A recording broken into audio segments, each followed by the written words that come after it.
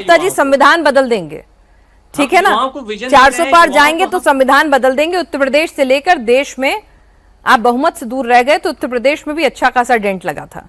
अब की बार का नैरेटिव आप जानते हैं, छात्रों की गूंज है, बेरोजगारी है, एजुकेशन सिस्टम कोलैप्स हो रहा है, ये पूरा का पूरा नैरेटिव है।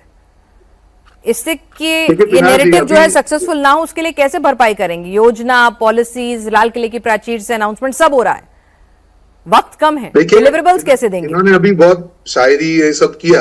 अब ये गुलाबी पिक्चर की बात कर रहे थे, उनके वहां उनकी सरकार में क्या गुलाबी था, मैं आपको एक खाली स्नैपशॉट दिखा रहा हूं। 2015 में Uttar Pradesh public service commission की प्रिलिमिनरी एग्जाम 2 मार्च 2015 को हुई थी, जिसका पेपर लीक हुआ था। 4.5 लाख एस्पिरेंट्स का उसके अंदर एग्जाम कैंसिल हुई थी और इतना ज्यादा विरोध हुआ था, और तब भी इन्होंने कोई जवाबदेही नहीं ली थी। और देखिए, आपने उत्तर प्रदेश की बात की, मैं आपको एक चीज कहना चाहूंगा पीना जी, मैं वापस एक चीज को कह रहा हूँ, कोई भी मैं आपके बीच में नहीं बोल रहा, मैं आपके बीच में नहीं बोल रहा, मैं आपके बीच में नहीं बोल रहा, मैं आपके बीच में नहीं बोला पीना जी, इनको बोलिए घबराहट बंद करें, मैं इनके बीच में नहीं बोला पीना जी। अब्बास सैयद जी, रोहन जी बहुत ही डिग्निफाइड तरीके से चुपचाप से आपने जो आरोप लगाए, चुपचाप जरा जवाब भी देने दीजिए।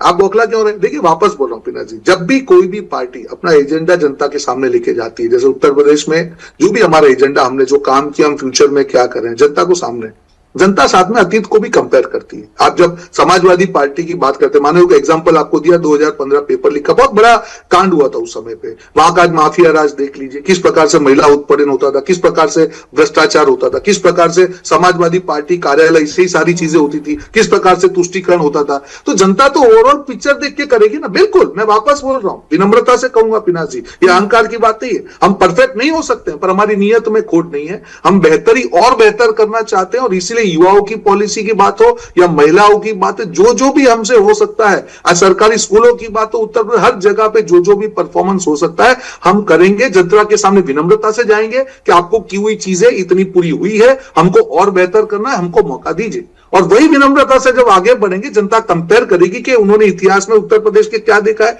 ये जो यहाँ पे बातें कर रहे हैं उनकी पोल क्या है, झारखंड जा नहीं सकते हैं, दिल्ली में जाके राजनीति कर रहे हैं, आज भी अतीक अहमद उनको याद आता है, आज भी उनको मुख्तार अंसारी याद आता है, आज भी उनको 2 घंटे पहले राहुल गांधी ने 2 घंटे पहले राहुल गांधी ने एक वीडियो जाहिर किया है, सुन लीजिए, मैं आपको बता रही हूँ। 22 अगस्त को छात्रों की गूंज पुणे पहुंच रही है और इस बार का कार्यक्रम सिर्फ लड़कियों के लिए होगा। बाकायदा वो कह रहे हैं कि आप लोग दबा रहे हैं, कुचल रहे हैं यूथ की आवाज। तो भाई राहुल जी तो अपने लगे हुए हैं कि ये गूंज इतनी गूंजे कि एक नैरेटिव बिल्डअप हो और ये जो 40% वोट बैंक है उसमें सेंधमारी हो जाए। बाकी एम तो उनके साथ है ही। देखिए, उनकी गूंज झारखंड में क्यों नहीं गूंजती? वहां पे तो उनकी सरकार है ना पिना जी, वो जहां पे गूंज को गूंजा रहे हैं वहां पे जाके क्या बोल रहे हैं, हमको मौका दे। झारखंड में दिया हुआ है मौका, करके दिखाइए ना। अगर ये गूंज फैलाने की जगह पे अगर झारखंड जाके कुछ करते तो 10 प्रोग्राम करने की जरूरत नहीं थी। खुद को चमकाने के सेल्फ प्रमोशन के प्रोग्राम को आप कहेंगे कि छात्रों की गूंज है, तो नहीं है। छात्रों की गूंज तो झारखंड में दिख रही है, जाइए ना वहां पे, फ्लाइट लेके जाइए वहां पे, आप प्रूव करिए कि आप छात्रों की गूंज के असली गूंज तो वहां पे है। छात्र बेचारे सड़क पे बैठे हुए हैं, जिस प्रकार से लाठीचार्ज हो रहा है, जिस प्रकार से उत्पीड़न हो रहा है, आपकी खुद की सरकार है, वहां पे आपको आपकी गूंज असर क्यों नहीं कर रही है? जहां पे आपको मौका है, अगर वहां पे आपकी गूंज असर नहीं करेगी तो आपको क्या लगता है कि जनता है, छात्र उनको माफ कर देंगे कि जहां पे विपक्ष में जाके गूंज सुनाएंगे? ऐसा डबल स्टैंडर्ड नहीं हो सकता है पिनाज जी। आप मार्केटिंग करने से छात्रों का दिल नहीं जीत सकते हैं। जहां आपको मौका है, आपकी 4 सरकारें हैं, आप देखिए कर्नाटक में क्या हुआ, तेलंगाना में क्या हुआ, केरल में क्या हुआ, पंजाब में क्या हुआ, अब झारखंड में क्या हुआ। 5 राज्यों के एग्जाम्पल है, एक भी जगह पे उन्होंने कुछ करके दिखाया होता तो जेन जी भरोसा करते, ये हवाई गूंज पे कोई भरोसा नहीं करे। ठीक है अब्बास जी, कथनी और करनी में अंतर चल रहा है, ऐसे नहीं होगा। ये जेन जी है, इसके हाथ में मोबाइल फोन है, बहुत स्मार्ट है, अप टू डेटेड रहती है, वेल कनेक्टेड रहती है, तुरंत गूगल करके फैक्ट चेक भी कर लेती है। तो ऐसे में डबल स्टैंडर्ड नहीं भरोसा जिता पाएंगे। पिनाक जी, डबल स्टैंडर्ड कहां पर है, आप ये बताइए। आप ये बताइए, क्या उत्तर प्रदेश के शिक्षा मंत्री ने इस्तीफा दिया? 22 परीक्षाएं लीक हुई हैं, तमाम, चाहे केंद्र की हो चाहे राज्य की हो। एक धर्मेंद्र प्रधान ने इस्तीफा दिया है, वो भी भारतीय जनता पार्टी अपने हट में थी। अब वो ये दिखाना चाह रही थी देश को कि हमारा कोई भी मंत्री, कोई भी अधिकारी कुछ भी कर ले, 12 साल में एक को भी हमने इस्तीफा नहीं दिया, हमने तो कोर्स करेक्शन कर लिया, आप क्यों नहीं कर लेते? कोर्स करेक्शन मैं तो चाहती हूँ विपक्ष मजबूत हो भाई, मजबूत विपक्ष ही लोकतंत्र अच्छा फलेगा फूलेगा। चेक एंड बैलेंस रखना चाहिए।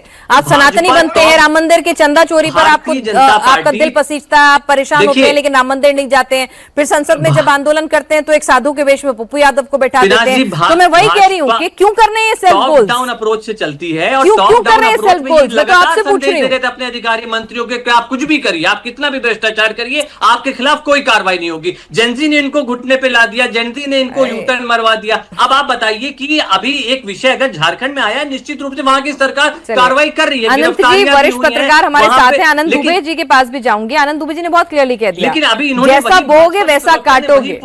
वो समझा रहे हैं, कोई समझ के तैयार नहीं है उनकी बात को। आनंद दुबे जी आपके पास भी आ रही हूँ। अनंत विजय जी, अब्बास जी को भी मैं समझाने की कोशिश कर रही हूँ, समझ नहीं रहे हैं वो डबल स्टैंडर्ड कैसे हैं। भाई हम लोग तो चाहते हैं कि लोकतंत्र फले फूले, मजबूत विपक्ष रहे।